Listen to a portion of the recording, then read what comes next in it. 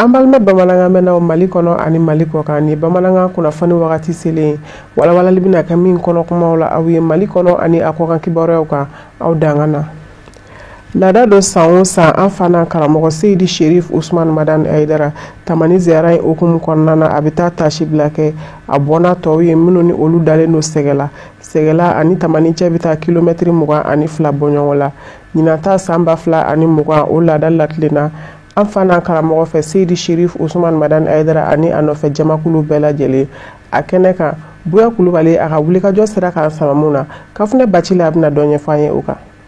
Lada do al-Silameya demeton ansaru nyejoro Mali Silameton Haut Conseil Islamique du Mali manyema Mali Silame dine nyemoko ka faranyogon kan jekuluba Groupement des leaders spirituels musulmans du Mali manyema anfa ani ankaramogo a Seydi Cherif Ousmane Madane Aidara bolo sanwosa ni tamani ziara ba kunchera mimbi faranyogon kan ke Silame nyuman bayirika chamana anaka jamakulu bu kunda segela kan wala sa ka se ka ta duwa don to kunchei ina foko minyina lada laklina ka beni sogomada fennege kanye tan ani kelende Arabadon karamogo Aidara na ka tamadin uyu kunda segela kan sani segela dugu ka lasoro temekera dugu chaman fe tamadin jora yoro mununa ina foko min denekura jama bora ka caya ina foko min dakono nyi munu sigilen kun korotolendo ka zamzami yu bisimila uka dugu kono wale nyuman don foliw kelen kofe bonyama segin kera karamogo Aidara ye ni daba dilie ama dugu nyemaw fe uye min togo da ayerela ko ke wale nyuman don chogoye ani bonyama segin ka nyeshi aka chesiri ni jija barauma tamadenw ka soro ka sira ta kokura ku kunda koni dugu kan alama hinena jili baba sisogola ale faso ni farafina zirin dabaga ngana do kundo koni were dugu denw bora ni sondia ani bonya ni karama kono ninga al-Silameya demeton ansaru nyejoro na ka tamadenw kumbe ni ku bisimila uni bisimila chogo min kaka temeka soro ka ke basi janlugu basi lafe wasaden baadaman kane faso ani abadenke tariku dombaga majolen zumana kane ni ma kofolen fla nunu bela jele ni karamogo Aidara kanumbaga nyumaundo tamadenw selen kofe u faso la jenyogonya siraw koro dona ni ziara do bolo daliye kanyeshin alama hinena dirisa kanema munumunu salo ka soro ka ke ani ka duwa donke ka yentama fana kunche tamadenw ka soro ka tama nunta kurai ni kukunda male dugu kan ka temeni jilan dugu were dama kasili ani duwa don kera yen fana kanyeshin Sherifu ka dembaya dowma ina fokomi Sherifu Musa Sherifu Madu ani Sherifu Musa nchini ka dembaya o jojoliu bela jelen temenen kofe munu kera bonyani karamani nisondia sugu bela jelen kono al-Silameya demeton ansaru nyejoro na ka tamadenw una na se useyoro la koroto kun kembe ku makono yoro min fana segela dugu kodo ani tamani chebita kilometri muga ani flala bisimilaliu kera fere baka tasiblaw ni wale nyuman don kele al-Qur'ane sanuman kalana ninga soro ka kira kan soliu ke o kera segela ka uka bonye nyena maya chogoye tamadenw ka soro ka kambeda ku shijo kanin tama nyogona makono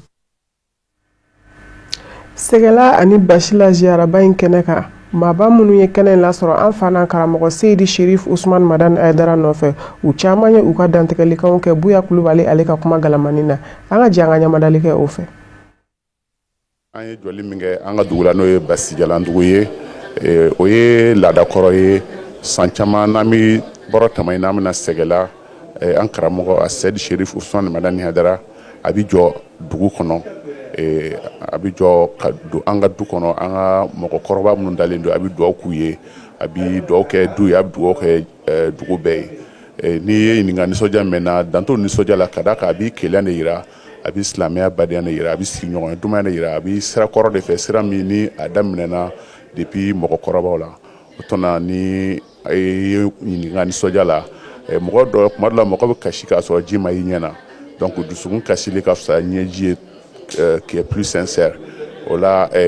amba foka walenyumando ka ay do kanya yara bi do kay Ousmane Madane Aidara be san jamambo abina ambange ba ziara nen dugu ngona dugu korodo balma ya banje tere ya banje amba walenyumando ni boyenna ala kan nasra ka korota ka jida ala ka tanga rana baraka ko sallallahu rasul ne ka ziara ni ke ni afla nae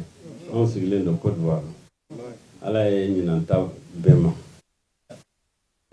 kuma janta ne fe Ansaru toujours ne be kuma n'olu de dabuye Ramadani ka saya sanyɛlɛma u bɛ taa kɛ ne de ka da la Madani ka sanyɛlɛma u bɛ taa kɛ ne de ka da la Usman yɛrɛ den fɛn fɛn mana dabu sani u bɛ taa wajibi daminɛ u bɛ taa foli kɛ ne ka so kɔnɔ bonya tɛ tɛmɛ o kan Usman ka kɔrɔwari turunɛ san a nana dabu an sigilen ko kuma fɔlɔ bɛ maa min bolo ko Yusufu Hayidara a y'a sɔrɔ ne ma deli ka kuma jama yɛrɛ la fo n bɛ yɛrɛ mun y'o kɛ kanu min b'an cɛ n y'a fɔ o jamana o don n ko Usman Ala y'a sɔn dɛ nka ne yɛrɛ ɲɛna Ala ye ne sɔn min na o ka ca n'a ta ye a du kɔnɔ ni maa bɔra du kɔnɔ dɔɔni b'a la Ala ye jama d'a ma Ala ye nafolo la Ala ye makama bɛɛ d'a ma ni maa sɔrɔla du fana kɔnɔ a hasidiya kelema bila i dusukun na Ala ye min d'i ma o ka ca n'ale ta ye ne bɛ Ala barika da n'o ye o ye kunun fo bi n y'a dɔn a bɛna faw ni baw de nɔfɛ anw de kan ka ale sɛgɛrɛ sa min si tun b'a ta ɲɛ ɲina Ala y'o bɔsi a la a ye Ala barikada n'o ye ka dɔ wɛrɛ bɔsi a la ka dɔ wɛrɛ bɔsi a la a ko Ala ma i ni ce hali n'i y'a bɛɛ na n b'i barikada Sherif Usman Dan Hayidara c'est-à-dire i sara bɛ Ala de bolo i sara bɛ Ala de bolo an tɛna kuma jɛnya ko bɛ sen na mɔgɔw b'a yɛrɛ kɔ minnu kan ka taa ale sini kɛnɛya an b'o ɲini Ala fɛ Ala k'a ka Alaya kosɔn a n'a ka Muhamadu kosɔn Ala k'o di a ma lawo ɲuman Ala k'o di a ma Sɛgɛla ani basila duwawu ɲini kɛnɛ sanuma in kan an fana karamɔgɔ Seydi Sherif Usman Madani Hayidara a yɛrɛ ye dakunɛ 2 min sɔrɔ ka kɛ an ka janga ɲamadalikaw sɔrɔ ɲɔgɔn fɛ yan ye Sherifula ye an fa Sirifi Madu Hayidara ale sigiyɔrɔ don cɛ caman bi yan i ka waati dɔ tɛmɛna yan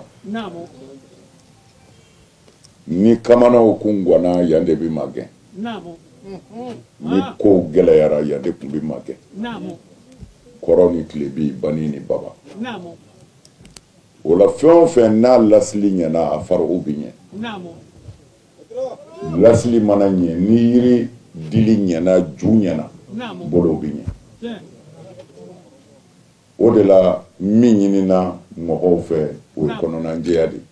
hali kuranɛ kɔnɔ Ala b'a fɔ ko ni a siranna ko zuriya duafaw b'a bolo k'a fɔ den fitininw b'a bolo aw dun bɛna sa o bɛ kɛ cogo di Ala ko a ye ɲuman fɔ walidenw ye ni Ala b'i janto a taw la o tuma na assurance bɛ ta moto la cogo mobili la cogo min na assurance bɛ ta moto la cogo min na assurance bɛ ta adamaden yɛrɛ la ten i ni Ala cɛ k'i denw assurer i n'o assurance bɛ ta Ala yɔrɔ Ala b'i denw assurer su kɔfɛ a bɛ fɔ o de ma ko k'i ŋaniya ɲɛ ka kɛ waliden fɛ ka hinɛ waliden la n'o kɛra i bi i ti Ala b'a janto i ta la o ye Ala ka layidu de ye kuranɛ kɔnɔ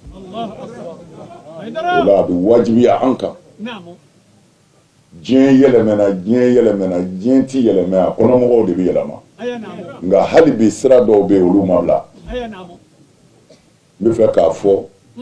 mɔgɔw de ta bɛ bɔ a nɔ na mais Ala ta b'a nɔ na Ala ko kuranɛ kɔnɔ la yubaddalu qawlu ladayya wa ma ana bizalamin lil abid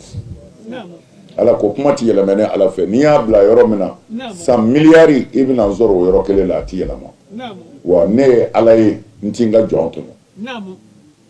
alors fɛn min n'an ka hɛrɛ b'o la fɛn min n'an ka diɲɛlatigɛ ni lahara bɛɛ hɛrɛ b'o la o de ye hubbul ghayri ye ka kɛ maa wɛrɛ fɛ k'i dusukun dilan k'a ɲɛ don tɛmɛna minnu bi yan kalama hali tubabu bilen nana nasi minɛ yan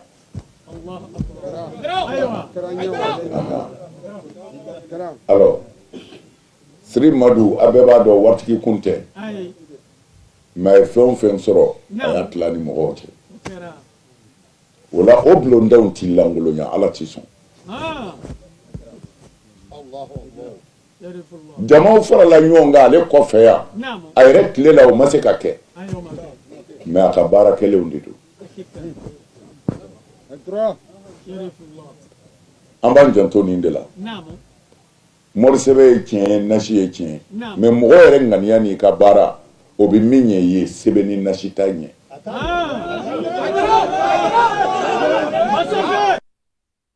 an bɛ segin ka na an fɛ faaba kɔnɔ yan Bamakɔ yan kabini coronavirus bana yera Mali jamana kɔnɔ yan fɛɛrɛ dɔw sigira sen kan walasa ka se ka dankari coronavirus bana na Mali jamana kɔnɔ o kadara kɔnɔ an ka foroba cakɛyɔrɔw yɛlɛma donna o cakɛyɔrɔw yɛlɛn waatiw n'u jigin waatiw la nka dɔgɔkun tɛmɛnen na ni waati kofɔlen ninnu seginna o nɔkɔrɔw la o kadara kɔnɔ an ka ɲininikɛlaw jiginna faaba kɔnɔ ni ka taa ɲɛɲini kɛ a k'u kan cakɛyɔrɔ kofɔlen ninnu dɔw la Boubacar Tarawele a n'a ka jatala Ibrahim Kulubali de kun an ka jɛ an ka ɲamadali kɛ u ka sɔrɔlenw fɛ.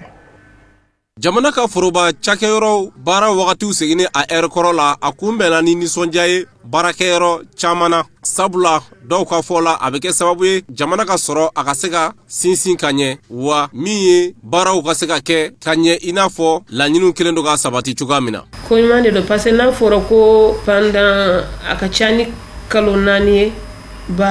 baara bɛ jigi 14 heures juste seli fana kɔfɛ. Donc fɛn bɛ se ka kɛ seli fana kɔfɛ ka taa lagan sara o si tun tɛ se ka kɛ bilen a kɛra bana de kama bana min bɛ la ko coronavirus min ye diɲɛ bɛɛ minɛ mais ala y'a kɛ a fanga dɔgɔyara kosɛbɛ an ka jamana kɔnɔ n'a fanga dɔgɔyara diyagoya gouvernement fana ka segin ka na ko an ka na baara kɛ parce que ni baara tɛ kɛ jamana min na ɲɛ t'a ten donc mɔgɔw kan na u ka baara kɛ mais o ka n'u bali u k'u yɛrɛ protéger yɛrɛ protéger ye min ye o ye ka danfara do mɔgɔw ni ɲɔgɔn cɛ u b'a fɔ 1 mètre à 1 mètre 5 n'an sigilen do ka sɔrɔ masque ta ninnu na an k'o respecter tuma bɛ an ka masque do n'an bɛ jama la n'an sera yɔrɔ n'an kan ka do jama la an tɛgɛ ko bɛ min wele ko gel hydroalcoolique an tɛgɛ ko la ni an kana ɲɔgɔn fo an ka salam di ɲɔgɔn ma k'an to yɔrɔ jan an kana ɲɔgɔn sunsun donc u y'a fɔ fɛn fɛn an k'an kɛ pour que se ka ɲɔgɔn kisi an k'o kɛ mais an kana baara kɛ pour que jamana ka se ka taa ɲɛ. Bon ɛriw sigilen a waati cogo la o ye ko ɲumanba de parce que faso kun y'a dabɔ min kama o ye bana si dɔnbali min kun nana jamana nin kɔnɔ pour que ka se ka bɛɛ lakana donc o ɛriw changer bon a waati tɛmɛna sisan ko an ka na ɛri normal la donc o ka ɲi faso ma o ka ɲi fasodenw yɛrɛ ma parce que bɛɛ b'a dɔn ko fasodenw tɔɔrɔlen don balaba o waati kɔnɔna na donc a nana a ka ɛri cogoya la vraiment o ye fɛn ɲumanba ye min bi an bɛɛ wasa ouais mais a bɛ nafaba de se jamana ma k'a da kan ni ɛri o ɛri o n'a perdre la a bɛ comme faso ko wari de bɛ ka perdre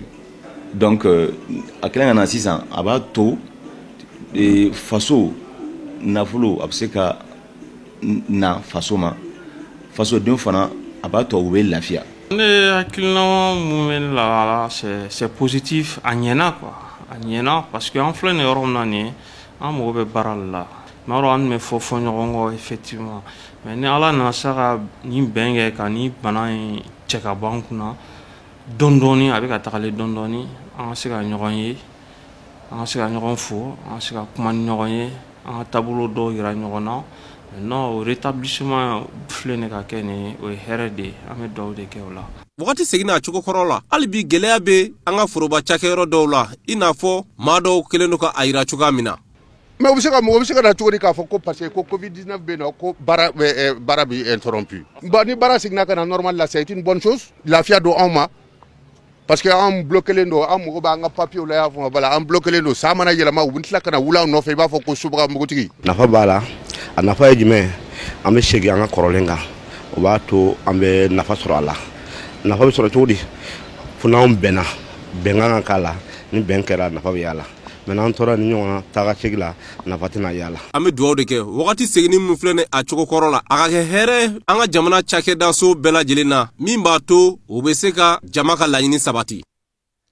Mali jamana ministre ka lajɛrɛba kɛra conseil des ministres atako fɔlɔ a kɛra ka bɛn alamisa ma utukalu tile 7 min senfɛ jamana ɲɛmaa président Ibrahim Boubacar Keita a ye dantigɛli caman kɛ ka sanga ni jamana yɛrɛ lahalaw cogoyaw ye cogo min na fɛɛrɛ ka se ka sɔrɔ o gɛlɛya kofɔlen ninnu dɔw la fɔ ka taa se ministre ɲɛmaa ani a nɔfɛ jamakulu u ka baara bolodalenw lahalaw ma o kadara kɔnɔ an ka ɲininikɛlaw jiginna faaba kɔnɔ ni ka taa jamanadenw hakilina dɔn jamana ɲɛmaaw ka nin dantigɛlikan ninnu kan Amadu Kamara n'a ka jatalanin homme kone de kun don an ka janga ɲamadali ka olu ka sɔrɔlenw fɛ. Mali jamana ɲɛmɔgɔ Elhaji Ibrahim Boubacar Keita ka fara ka gouvernement maa tɔw kan n'a bɛ taa maa 6 la u y'u ka ladala sigiliko ba fɔlɔ kɛ min senfɛ jamana ɲɛmɔgɔ Elhaji Ibrahim Boubacar Keita ye dantigɛli dɔw kɛ ka ɲɛsin jamana labaarali ma. Parce que papier minnu bɔra président de la République fɛ le papier o ɲɛbila baaraw de fɛn foyi tɛ adamadenya la min dafalen don mais dafa n'an farala ɲɔgɔn kan dɔ ti dɔ b'o dɔn dɔ tɛ se dɔ la dɔ bɛ se k'o kɛ je pense que bi Mali de kan ka bila fɛn bɛɛ sanfɛ certes gɛlɛya bɛ yen o ye tiɲɛ ye mais quand même c'est le Mali o dɔrɔn bɛɛ de b'an bolo donc an ka jamana min b'an bolo dɛ an k'an ka jamana de bila a bɛɛ sanfɛ n'o bilara a bɛɛ sanfɛ sigi ka fɔ o de ye damu ye donc a cɛ ka ɲi bi acteur bɛɛ lajɛlen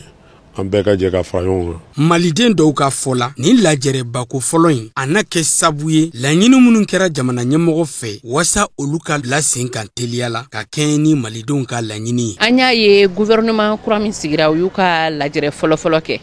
lajɛrɛ ni an bɛɛ tun sigilen bɛ k'a kɔnɔ parce que n'a ye jateminɛ kɛ depuis gɛlɛya daminɛna an ka jamana kɔnɔ a ka ca ni kalo 2 ye bi gouvernement tun t'an fɛ yen gouvernement kura sigira gɛlɛya dɔ de kama n'i y'a ye maa 6 de bɛ gouvernement nin kɔnɔna la jamana la degun minnu b'an kɔnɔ degun minnu b'a kɔnɔ bi na jamana nin na u kan ka jaabi di o degun de la u ka lajɛrɛ fɔlɔ nin na u ye fɛnba dɔw kɛ min kɔnɔna la ne ye 2 de jateminɛ kosɛbɛ 2 ninnu na fɔlɔ ye ko futinɛ minnu kɛra juin ni juillet kalo kɔnɔna la an ka jamana kɔnɔna la n ye maa dɔw fagar'olu la Bamakɔ kɔnɔna la surtout manifestation minnu kɛra Badalabugu fanfɛla la k'u bɛna fɛɛrɛ kɛ k'olu dédommagement ye ka wari sara ye minnu ni karaba la ko 2nan o ye kalanko ye an bɛ kalan gɛlɛya kɔnɔ a ka ca ni san ye bi Mali kɔnɔna la depuis 2014 15 16 17 san joli bi kalan tɛ ka k'a ɲɛma tuma bɛɛ l'école karamɔgɔ futinɛ dɔ bɛ yen nɔ gouvernement tun bɔra IBK yɛrɛ tun y'a kandi k'a fɔ ko article 39 k'a bɛna appliquer l'école karamɔgɔw y'u ka nisɔndiya yira o siratigɛ fɛ maa wɛrɛw fana y'a yɛrɛ k'a fɔ ko dantigɛli min kɛlen filɛ nin ye n'an b'a wele ko fɛyide wurutu ko a jɔyɔrɔ na dɔgɔya an ka degun ni gwɛlɛya o lafagali hukumu kɔnɔ bawo olu ka fɔ la jamana ɲɛmɔgɔ Ibrahim Boubacar Keita a ka kan ka fɛn min ye hali bi sigi ka fɔ k'o de jija kosɛbɛ wasa degun ni gwɛlɛya in na ban. Bon an kɔni ka yeli ye mun ye président ka kunu décision na conseil des ministres mun kɛra u ye décision minnu ta an fɛ yen o ti décision ye mun bɛ se ka na ni Mali kɔnɔ hakilisigi basigi ye parce que n'i ye a jateminɛ crise mun wulila kalata ninnu kɔfɛ député kalata kɔfɛ mun kɛra mars ni avril crise mun wulila crise a wulila mais a kɛra i n'a fɔ crise caman de tun bɛ yen nɔ donc kalata nin kɛra fɛn ye ka crise tɔ juguya bon pour que k'a bɔ crise kɔnɔ CEDEAO mɔgɔw nana mɔgɔ caman da donna kuma na an kɔni fɛ président ye mun fɔ o ti wasakɛ bi. Ibrahim Boubacar Keita lajɛrɛ in senfɛ a ka laɲinibaw n'o dɔ bi tali kɛ kalanko ni denmisɛnw ka baarako ale ni ka gouvernement kura k'o bila sen kan teliya la fɔ ka se maa minnu joginna wulikajɔ ninnu senfɛ olu n'a ɲɔgɔnna wɛrɛw caman kɛra jamana ɲɛmɔgɔ Ibrahim Boubacar Keita ka laɲini ka ɲɛsin gouvernement in ma. Ayiwa o bɛ min wele ko gouvernement restreint o sigili an bɛ se k'o motivation faamu an bɛ se k'o kun faamu parce que an bɛ crise kɔnɔ. Crise min t'an permettait ka gouvernement bɛɛ sigi donc alors que priorité dɔw bɛ donc o de kama ni ministre damadamani sugandira walasa ka u bɛ minnu wele ko les domaines de priorité i n'a fɔ sécurité défense ani affaires étrangères donc u y'olu sigi pour que olu ka se ka baara daminɛ fɔlɔ en attendant que crise ka résoudre donc an bɛ se k'a faamu o hukumu kɔnɔ même ni nin n'a siɲɛ fɔlɔ ye Mali ka nin sugu ye mais min ye feuille de route ye sika fosi t'a la k'a fɔ ko tubabukan na u bɛ min wele ko IBK a mis la charrue avant le bœuf c'est-à-dire a ye misidaba bila misiw ɲɛ parce que ne bolo normalement nafa tɛ na kɛ nin feuille de route la c'est vrai feuille de route in kan a bɛ priorité fixé mais nafa fosi tɛ na k'a la k'a to an bɛ hukumu an bɛ situation min kɔnɔ ne bolo a ka priorité kan ka kɛ fɔlɔ ka situation de ɲɛnabɔ fɔlɔ ka sigi ka kuma kɛ ani maa minnu bɛ k'a fɔ k'a ka taa ka sigi ka fɔ u ka se ka bɛn fɛn na ne bolo o kɔfɛ de feuille de route bɛ na mais n'i ye feuille de route adopté nin waati la sisan k'a sɔrɔ an bɛ nin hukumu kɔnɔ nafa fosi t'a la. an bɔra ka malidenw caman lamɛn fan caman fɛ caman y'a yira an na k'a fɔ gouvernement min sigilen filɛ nin ni a mɔgɔ bɛ mɔgɔ 6 de la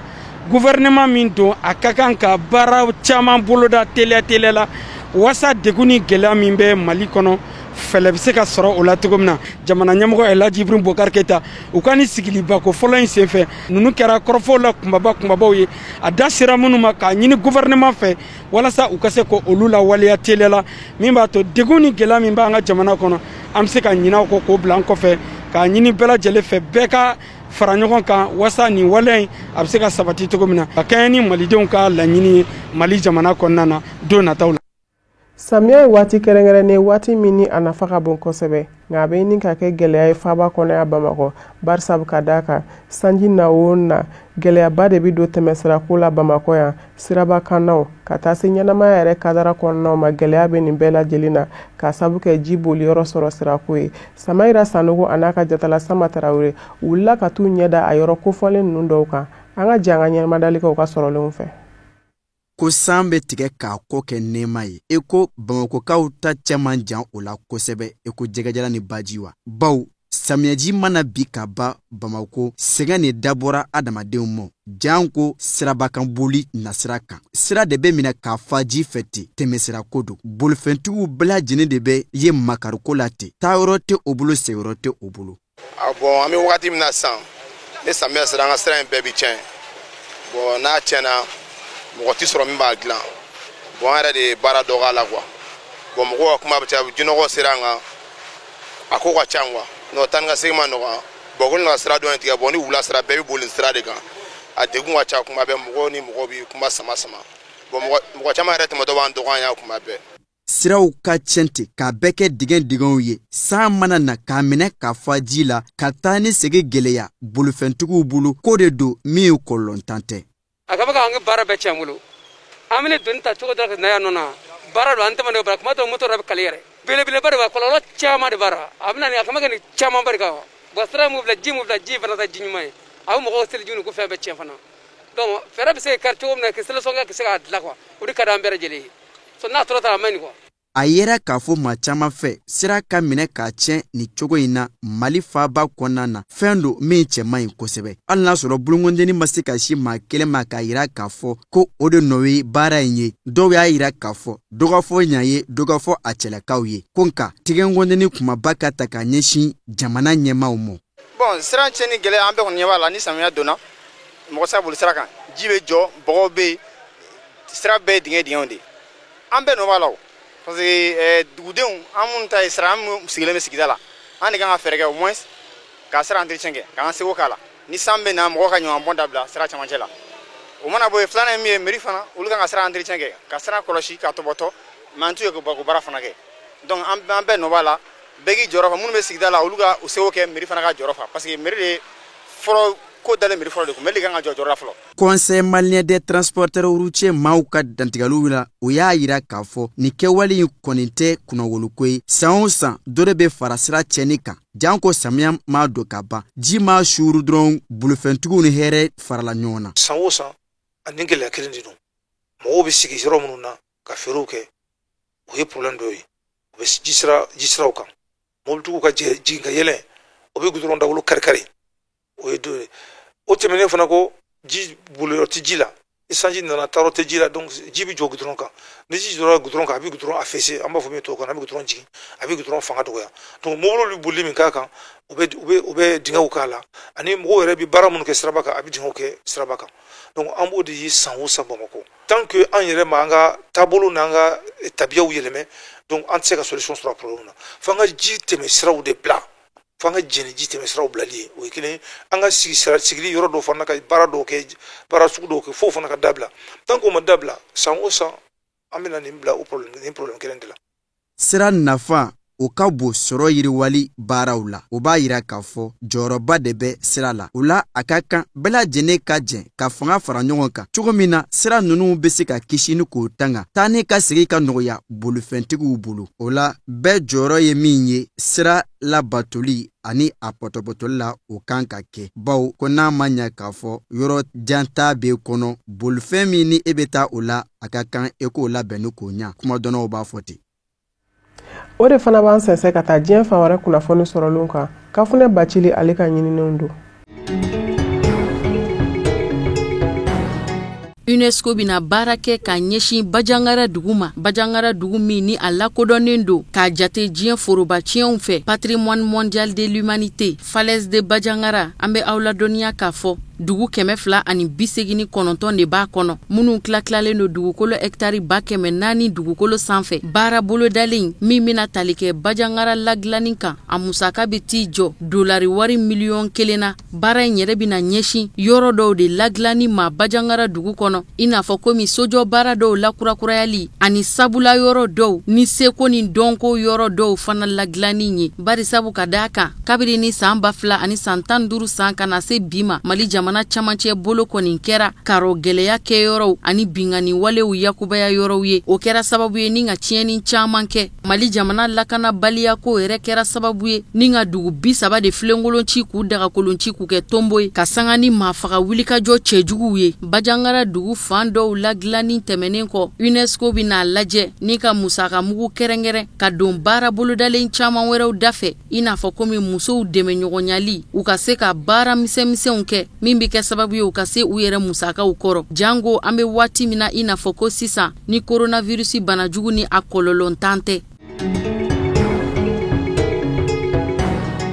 Côte d'Ivoire jamana ye san 60 sɔrɔ yɛrɛma hɔrɔnya la o yɛrɛma hɔrɔnya san kunbɛ foliw datɔ de jamana ɲɛma Alassane Ouattara fɛ a y'a ka cɛbɔya kunnafoni fana da ka bɛn alamisa utikalo tile 6 ma jamana ɲɛmasigi kalata nata ka bɛn octobre kalo ma k'a bɛ ni bolo manabɔ manda sabanan nɔfɛ don tɛmɛnenw na jamana ɲɛma Alassane Ouattara kun y'a jira k'a fɔ ale tɛna manda sabanan ɲini Côte d'Ivoire jamana ɲɛmaya sigiyɔrɔ nɔfɛ o de kama a kun ye bolodengɔni si ka danaya da Amadou Gon Coulibaly kan k'o ka kɛ jamana fanga ɲinitɔn RHDP fara ɲɔgɔn kan tɔn cɛbɔ ye walasa ka se ka jamana ɲɛmaya ɲini nka maaw b'u ta la an dabama b'a ta la Amadou Gon Coulibaly ka kalifa minɛlen kɔ a la kow bɛɛ lajɛlen nana ɲagami ka sanga ni cɛbɔ ko ye RHDP fanga ɲini tɔn tɔgɔ la jamana ɲɛmasigi kalata nataw baaraw ka dara kɔnɔ jamana ɲɛma Alassane Ouattara ka dantigɛliw la min kɛra a kan labɔtɔ jamana kɔnɔdenw ma ka bɛn ni Côte d'Ivoire jamana ka yɛrɛma hɔrɔnya san kunbɛ ɲaɲali baaraw ye n'o bɛ jɔnya juru tigɛli san 60 sɔrɔli kofɔ o de sen fɛ jamana ɲɛma Alassane Ouattara ye kunnafoni di k'a fɔ ale ye cɛbɔ ye jamana ɲɛmasigi kalata nata jamana ɲɛma ye kun 2 de ɲɛfɔ a ka kanbɔli ko la ka fanga ɲini kun 1 kɔni o bɛ tali kɛ Amadou Gon Coulibaly ye kɛnɛ min bila u ye n'o de kun ye RHDP cɛbɔ ye a kun 2nan ye k'a fɔ a ka faso kanu de bi a bila kanbɔli in na ka sanga ni tɔndenw yɛrɛ ka laɲini ye ni k'u bolodengɔni ɲɛsin a ma k'a kanu a ka se ka manda sabanan ɲini ko kura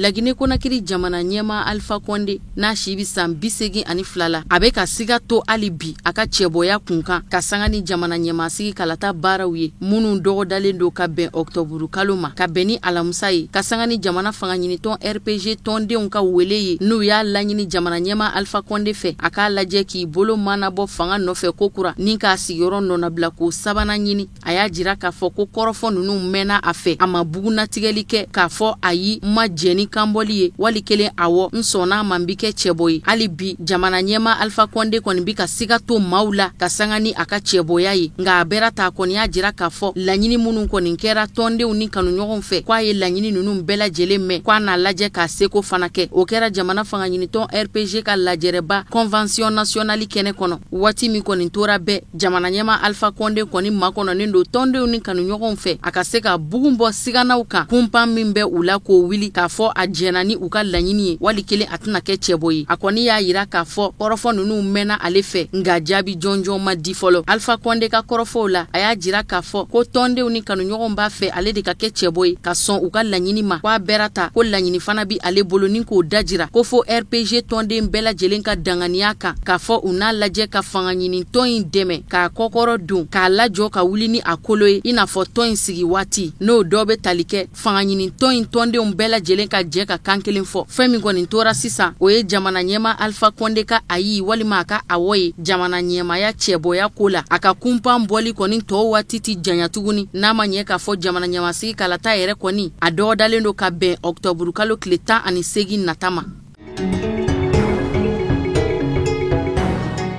Mauritanie jamana kono Mauritanie jamana gouvernement tira ka sangani ministri ɲɛma ka jɔyɔrɔ bila ye ka bɛn alamisa utikalo tile 6 ma gouvernement tili yɛrɛ kɛra ka sangani waati ye waati min na ni gafe ɲinini baaraw bi senna ka ɲɛsi jamana ɲɛmakɔrɔ ka fanga marako ma o fangakɔrɔ min yɛrɛ kɔnɔ gouvernement kura min tilen filɛ nin ye fangakɔrɔ ye maakɔrɔ caman ye o ministri ye wasablon kɔnɔ kulu min sigira sen kan sɛgɛsɛgɛli kadara kɔnɔ commission d'enquête parlementaire olu ye u ka ɲinini gafew jaabiw ci kiri ka bolo kan ka ban an bɛ don min na ko sisan ka sanga ni Ismaël Cheikh Sidiya ka gouvernement cili ye ka bɛn alamusa utikalo tile 6 wula tile jama damadama kɔfɛ ministri ɲɛma kura wɛrɛ sugandira Mauritanie jamana gouvernement kunna o ministri ɲɛma kura o ye Mohamed Ould Bilal ye nin gouvernement tili min kɛra a bɛ jamana ɲɛma Mohamed Ould Ghazouani ka gouvernement fɔlɔ tili de kofɔ wa wasablon ka ɲinini jɛkulu commission d'enquête parlementaire u ka ɲinini jaabi u taara bɔ kɔrɔfɔ min kan ni o kɛra gafe k'o bila Mauritanie jamana kiri tigilamɔgɔw ka bolo kan maa bɛ se k'a fɔ o baara jaabi kɔlɔlɔ fɔlɔw de bɔlen filɛ nin ye.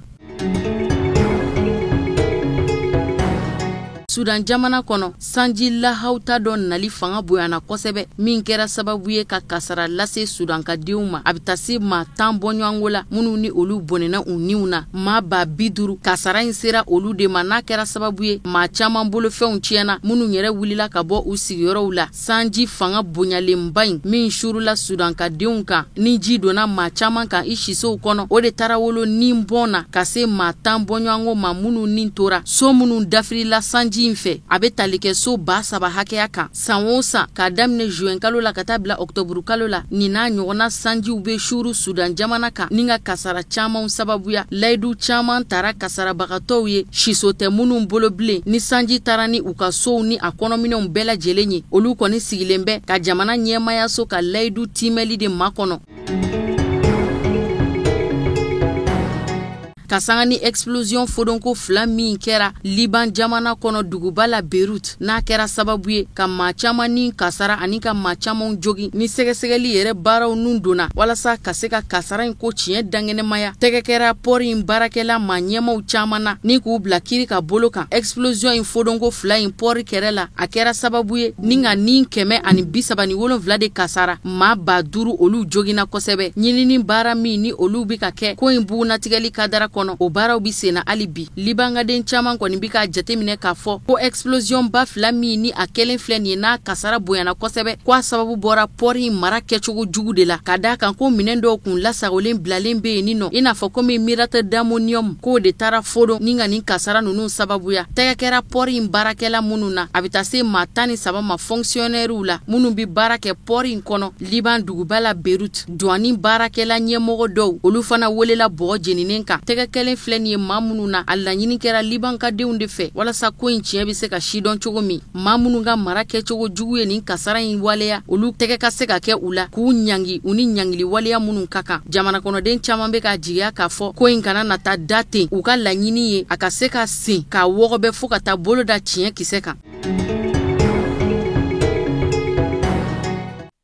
Bi bamanankan kunnafoni bɛ kuncɛ ni fatuli sɛbɛn ye Isa Jire ni ale tun ye OHVN ɲɛmaakɔrɔ ye an daba ma ka wele sera ma ka si to san 70 n'a kɛra Bamakɔ yan a janajaw bɛɛ lajɛlen taara kɛ Tamani an bɛ aw ladɔnniya k'a fɔ ko Isa Jire yɛrɛ Tamanikaden de tun don janaja in sereyara maba caman fɛ kɛrɛnkɛrɛnnenya na an fa n'an karamɔgɔ Seyidi Sherif Usman Madani Aidara banbagatɔ a fatura ka muso 1 ani den 5 de to a kɔ Buya Kulubali ka wulikajɔ sera k'an sama mun na an ka jɛ an ka ɲamadali kɛ o fɛ.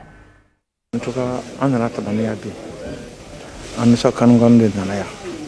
parce que an jɛɲɔgɔn an ko kɛɲɔgɔn n'o ye Isa Jire ala ka kalifa minɛ kunu a y'an ŋaniya ko an ka na a lada a faso la an dusukasibaso an nana a ka laɲini kun ye ale kana da a faso la ye a nana da a faso la ko ale kana da a faso la ka bɛn ni an ka président Haut Conseil islamique o ka ziyara ye ala y'a kɛ o kɛcogo de la a fatura kunu Haut Conseil islamique président bɛ yan o ka ziyara bɛ yan o yɛrɛ bɛ kɛnɛ kan yan an y'a ye an jigi fara an jigi sigila saya kɔni ka kunna dɛ nka an jigi fara an jigi sigila o la an bɛ foli kɛ tamanikaw ye an bɛ foli kɛ tamanikaw ye ne yɛrɛ ye tamanika de parce que ne tun bɛ farafin kunna san 13 ne bɛna tamaniya tamani bɛɛ bɛ ne dɔn an selen an nimisi wasala bon an nana sababu min y'a to ne salila a kan o ye bonya de moriw ni ɲɔgɔn cɛ tamani moriw ye ne bonya de k'a fɔ n ka tɛmɛ n ka sali a kan alimamuw bɛ yan karamɔgɔw bɛ yan mais o ye ne bonya ko n ka sali a kan bon an y'o foli ni o bonyamasegi de kɛ tamanikaw ye tamani alimamiw an'a moriw ani Haidara yɛrɛ min bɛ ale min ye Haut Conseil président ye bi o bɛɛ lajɛlen an ye bɛɛ de fɔ ka bɛɛ waleɲuman dɔn cɛ y'an teri ye a denmuso fana y'an baara ɲɔgɔn ye donc Kasimu ka mɔgɔ ye maa min ye o ye ne ka mɔgɔ de ale ka ko ye min ye o ye ne ka ko de o sababuya de ne se yan bi an bɛ ala deli ala ka hinɛ ala ala ka yafa ma ala ka saya k'a ma lafiya Isa ye ne badenkɛ de ye a ma ne minɛ foyi ma a yɛrɛ kɔ ale bulon filɛ kana ni ale de y'a di yan n k'a don ka na a tɛ kalo 2 bɔ a ye fɛn bɛɛ kɛ ne ye Jiralakaw kɔnɔ a ye fɛn bɛɛ kɛ Jiralakaw ye a ko ne ma kɔni a bɛ min kɛ ye gɛlɛya a y'o fɔ cɛ caman ni nana n kana a su da Haidara ka tamani kaburu la parce que Haidara bɛna jara kɛ san o san maa barika de bɛna maa miliyɔn yirika bɛna o tuma a kana da o nɛɛma na yan ala y'a kɛ ne nana n'a ye yan n taara nɔfɛ ne nana n'a ye yan an taara sɔrɔ Haidara fana bɛ dugu kɔnɔ yan n ye telefɔni ci Bamakɔ k'a fɔ n k'u k'a fɔ Haidara n k'a diya ka se yan nɔ an k'a kɛ